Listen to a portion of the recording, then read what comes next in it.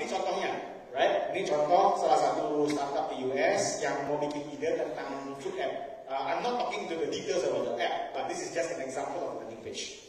Jadi dia taruh app-nya di sini, app-nya nggak ada sama sekali ya, cuman gambaran aja bahwa this is the app that we are trying to do. Taruh tuh tidak besar-besar tuh namanya coming soon, right?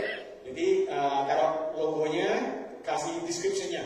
Jadi this is what we will do, capture ya, Jadi kalau lu mau mencoba Fogly, tinggal masukin emailnya di sini. Ya, jadi kalau sudah masukin email, disubmit, ini jawabannya keluar. Bahwa produknya belum jadi. Jadi kalau lu mau, nanti kalau sudah jadi saya bakal kirimin produknya atau linknya. Tapi kalau lu punya teman yang mau, you think will find this interesting, please help to share. Right? So in this particular example, currency apa yang kita collect di sini? Ada yang tahu? Currency apa yang kita collect di sini? Kita kan nggak beli uang kan di sini ya. What do we ask for? Data, personal data, right? Email address. That means this person is giving you the email address. Jadi dia bilang, okay, what you say here interesting, menarik, right? Oke deh, saya kasih email saya atau nomor telepon. Kalau sudah jadi telepon ya.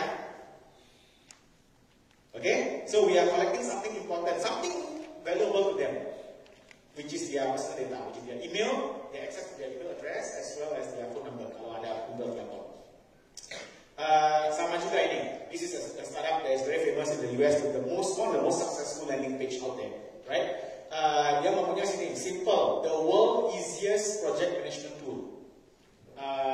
The description of the project is the world's simplest or easiest project management tool. Coba kita digest sebentar ya. Problem apa sih menurut kita this startup is trying to solve? Kalau description startupnya begini, the world easiest project management tool. Apa sih problem analisis dari produk ini? Ada yang bisa mencoba? The world simple, the world easiest project management tool. Itu statement saya, itu slogan bisnis saya. Kalau itu slogan bisnis saya, problem apa sih yang saya mau solve? Ada yang bisa memberikan pendapat mungkin? Jadi the world easiest project management tools. Jadi kira-kira dia punya asumsi apa ya untuk problem yang mau di-solve? Asumsinya gimana tuh kira-kira? Berarti apa yang terjadi? Ribet. Ya, Mas Dik bilang, berarti project management tool di luar sekarang itu banyak yang ribet. Jadi, lu percaya nggak bahwa project management tool out there is ribet? Kalau lu merasa sama, then you will buy my pitch. Jadi this landing page is basically trying to tell people that I believe as a company that project management tool out there sudah ada kayak Asana, bla itu complicated banget. Jadi I want to create something much simpler, easy to use, simple. Jadi kalau lu percaya bahwa after your own experience with project management tool out there, kalau menurut kamu kebanyakan yang complicated, then you will find this product interesting, right? If you are interested, put your email address over here, right? Again the same collection of currency. Produk itu jadi belum? Kebanyakan setahu saya belum jadi pas dia bikin ini. Tapi that doesn't stop you from collecting something from the people, ya? Jadi ini saya coba sendiri ya, ini website saya sendiri. Saya masukin datanya sendiri. Pas saya tulis gitu ya, dibilang nih, you are, saya kurang tahu nih, bisa baca nih, 138.769 di waiting list, on our waiting list. Ya, kita nggak tahu lah angkanya benar apa enggak ya, but this is what they say. Then belum ada produknya, dia sudah ngomong ini, want to cut in line and get spring slide free for 12 months. Nawarin 1 tahun gratis ini. Kalau mau, tolong share ke teman-teman lagi. Ya, coba kalian, saya bayangkan hari ini ya, coba kalian sebagai VC deh, venture capital, yang punya dana, orang minta sama lu ada 2 perusahaan. Satu perusahaan want to create a simple project management tool, tapi nggak ada apa-apa, cuma konsep aja. Satu lagi sama, datang ke kalian, oh saya juga punya masalah sama, jadi I want to create the world's simplest project management tool. Tapi saya ada 150.000 orang database yang lagi nunggu produk saya sampai selesai. Kalau kamu visi masuk perusahaan mana uangnya? 1 atau 2? Jelas kan? Tapi kok serap-serap kita kok nggak pernah bikin gitu. Kalau mau bikin perusahaan pasti nomor 1. Mana? Apa yang sudah dibuktikan? Gak ada konsep. ide aja. Ngerti nggak perbedaannya? Startup yang punya validasi sama enggak? Ya, jelas kan? Karena aja posisi kita sebagai VC. Kita bakal pilih yang nomor 2 dong, jelas. Gak mungkin kita bakal pilih nomor 1. Karena nomor 2 walaupun sedikit sudah membuktikan bahwa ada orang di luar sana yang percaya dengan problem ini. Bahwa they find product project management itu complicated. Dan solusi yang kita offer ini mungkin lebih bagus. Ya, so that's the whole concept of collection of currency landing page. Jadi landing page aja bisa membantu dalam proses validasi supaya kita bisa percaya diri sendiri, bisa meng-convince tim untuk join atau visi untuk kasih dana supaya kita jalan bisnisnya lebih bagus lagi. Nah, ini saya personally honored banget bisa ketemu sama foundernya Buffer dulu di Singapura. Pernah dengar Buffer? Buffer ya, bukan Buffer. Bukan Buffer. So Buffer itu di sini ada yang pakai Twitter nggak? Nggak ada yang pakai Twitter. Ada yang pakai Twitter boleh? Wah, kan sekarang Twitter lagi naik lagi ya. Ada yang pakai Twitter? Nggak ada. Oke. Tweet ada lah. Pasti Indonesia kan nomor berapa ya? Kayaknya hampir pasti 4 besar. Mungkin karena kemana ada yang digembok gitu, jadi semua pada ngecek ya. Jadi orang yang pakai Twitter kebanyakan kalau lu mau tweet, lu harus tweet real time kan. Jadi salah satu founder ini dia punya masalah. Masalahnya begini, dia sering tweet. Tapi dia lama-lama capek juga tweet terus. Dia bilang, bisa nggak ya, saya punya ide nih. Saya pagi-pagi bangun bisa tweet 3 langsung. Tapi sistemnya tweet nanti bisa dikasih tahu bahwa ini tweetnya jam 8 keluar ya. Yang ini jam 12. Yang ini nanti jam 6. Tapi orang yang terima nggak tahu bahwa itu di schedule gitu. Tapi saya kerjanya cuma sekali, nggak mau banyak-banyak. Jadi dia punya ide itu. Jadi kan oke. Jadi asumsinya apa? Asumsinya ada 2. Satu dulu. Ada yang mau nggak selain saya? Mungkin cuma saya aja yang punya masalah seperti ini. Mungkin orang lain nggak ada masalah.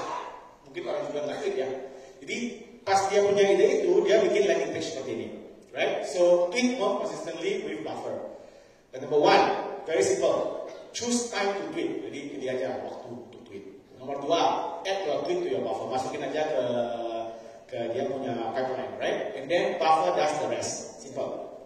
Ngerti nggak landing page ini? Jadi kalau kita ke landing page ini, kita bisa lihat, choose time to tweet, add time to tweet, Buffer does the rest. Relax. Mudah banget. Jadi kalau saya punya masalah, kalau misalnya saya juga sering tweet, punya masalah, ya mungkin saya bakal cek. Tapi kalau saya baca dan nggak ngerti apa itu, jadi saya nggak bakal ikut, nggak bakal semua. Jadi pas dia bikin landing page ini, dia taruh di sini kuning warna hijau ini, plan and pricing, right? Jadi pas kita klik di sini, ini yang keluar. Dia bilang, hello, you caught us before we are ready, right? We are working hard to put the finishing touches into Buffer. Things are going well and we should be ready to help you with Twitter very soon. If you would like us to send you a reminder when we are ready, just put your email behavior. Sama. Jadi, sorry ya, terima kasih atas perhatiannya, tapi kita belum jadi. Jadi kalau mau, tolong taruh emailnya di sini. Pas saya ketemu foundernya, dia bilang, dia sama sekali belum mulai project ini. Belum satu line code pun belum ditulis. Jadi belum punya apa-apa. Ya, cuman dia bilang, saya nggak mau habisin waktu kalau nggak ada yang mau. Right? Jadi coba saya bikin ini dulu, dibuang dilempar ke market, apakah ada yang bakal tulis ini? Dia kaget pas besoknya buka websitenya, ada 3.000 orang taruh nama di sini. Jadi oke, interesting. Jadi ada loh yang mau butuh yang sama, problem yang sama. Berarti banyak juga orang yang masalah dengan tweet. Itu asumsi pertama yang dijawab. Asumsi kedua, dia bilang oke, jadi sekarang ada juga yang mau. Nggak banyak sih, tapi lumayan, 3.000-an. Pertanyaan kedua, ada yang nggak tahu apa pertanyaan kedua yang paling penting dalam asumsi sini? Sebelum dia harus habis waktu mungkin setahun 2 tahun bikin project ini. Willing to pay nggak? Willing to pay nggak? Betul banget. Right? Ya ada yang mau pakai, ada yang bayar nggak? Right? And that's exactly what he did. The next experiment is he used the same experiment, cuma ada panahnya. Saya lupa masukin satu lagi. Dia taruh pricing plan. Pernah nggak buka pricing plan? Kayak bikin Netflix atau Spotify.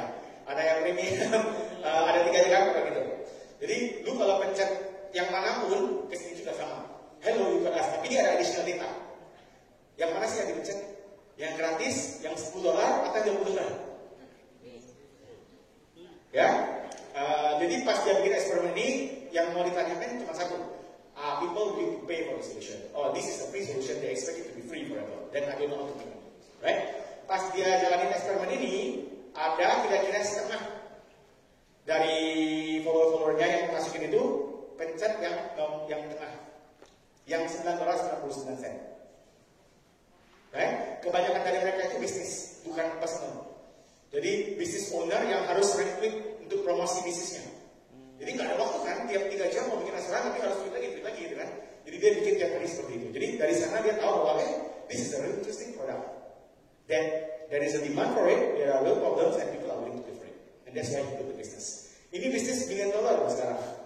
Tapi mulainya begini. Right? So that's the idea that we want to encourage you to say that validation is important and you don't always have to build a complete product to validate. Ya? Kalau kamu nggak bisa bikin website, ada website juga untuk bikin landing page. Jadi nggak usah habis waktu. Right? Dalam satu weekend 3 jam ini sudah selesai. Ini launch.com gratis, Strikely gratis.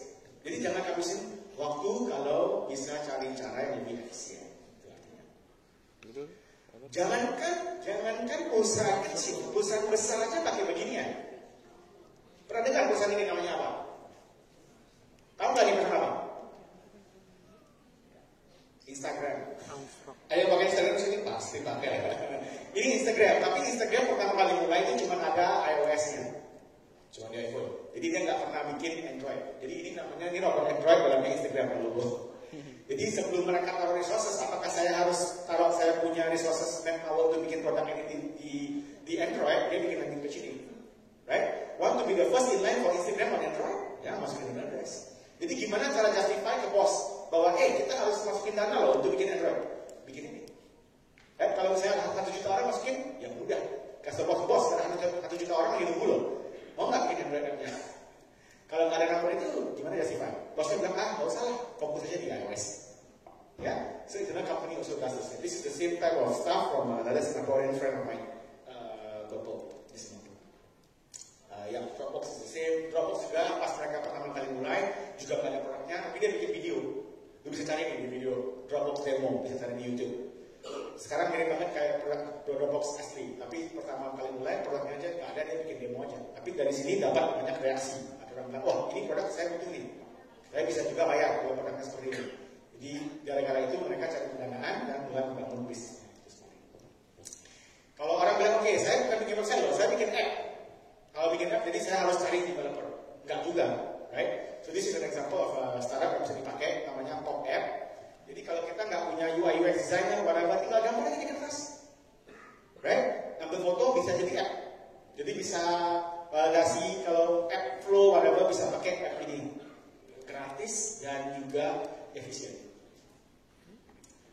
Ini salah satu example yang saya sering share. Pernah dengar perusahaan namanya Bitsy? Ada yang tahu nggak? Jadi, so Bitsy again is a Singaporean company, a friend of mine. Dia visinya mau jadi YouTube, but for Southeast Asia short films. Jadi film pendek, film yang mungkin durasinya di bawah 20 menit.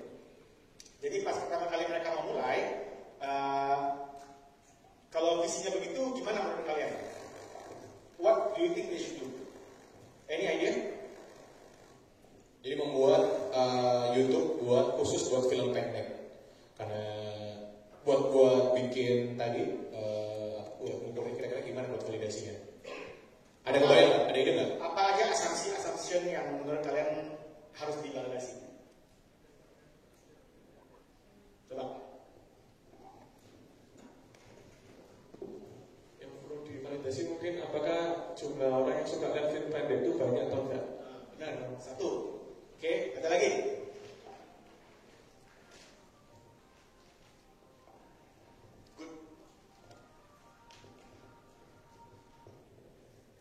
Kalau saya Yusi, mungkin untuk media, untuk para movie maker baru amatir, untuk dia bisa naruh filmnya di situ. Asumsinya apa? Ya harapannya dia bisa connect sama penonton, kayak gitu. Oke, good. Jadi ada 2 asumsi ya kita ngomong di sini ya. Satu, apakah ada banyaknya film director yang bikin film-film pendek seperti ini?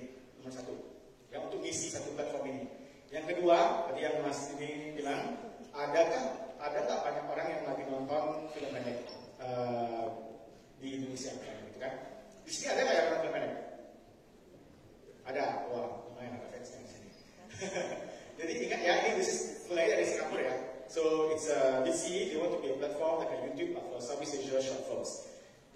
asumsi pertama bagi mereka lebih oke. Karena kenapa? Karena mereka sendiri foundernya itu filmmakers themselves.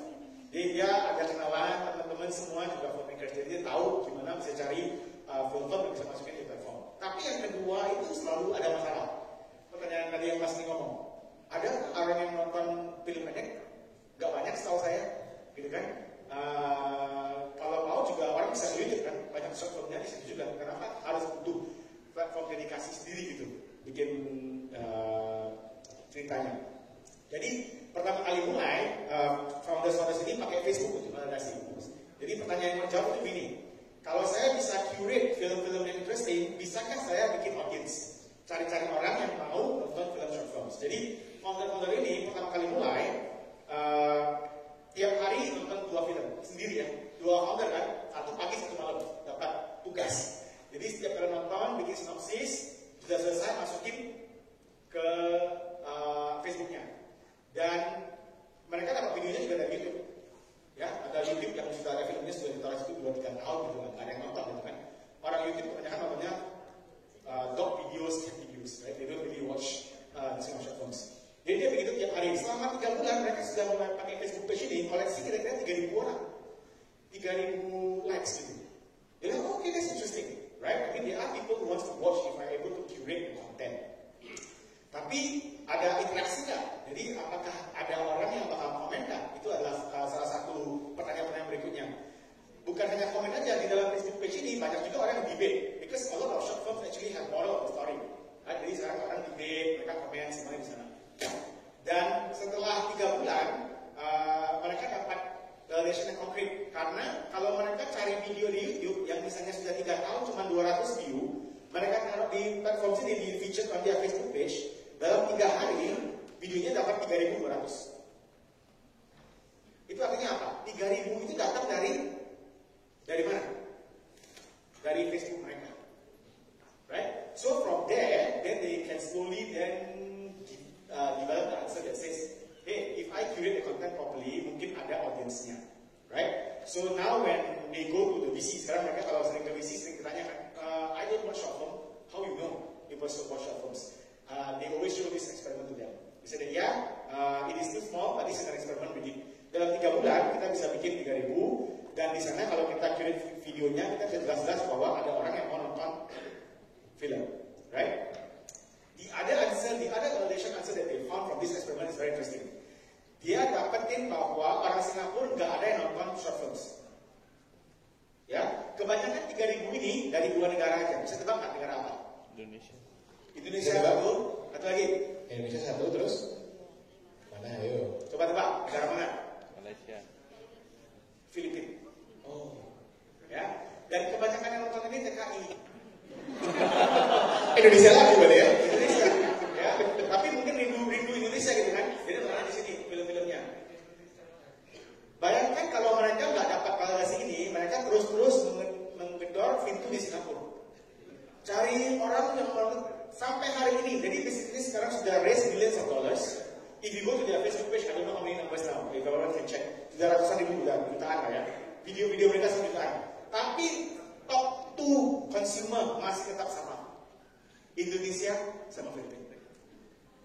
Ya, jadi Facebook page itu bukan hanya untuk validasi awal aja, tapi juga bisa kasih kamu tahu direksi di mana saya harus terus. Jadi setelah mereka tahu bahwa Indonesia dan Filipina itu konsumennya banyak, mereka mulai bekerjasama dengan film-film director di Indonesia sama Filipina. Cari-cari konten supaya lebih maju lagi dalam 2 negara ini. Ya, jadi there's also another point, a subtle point, you know, that some simple page like Facebook page bisa kasih ide gimana bisa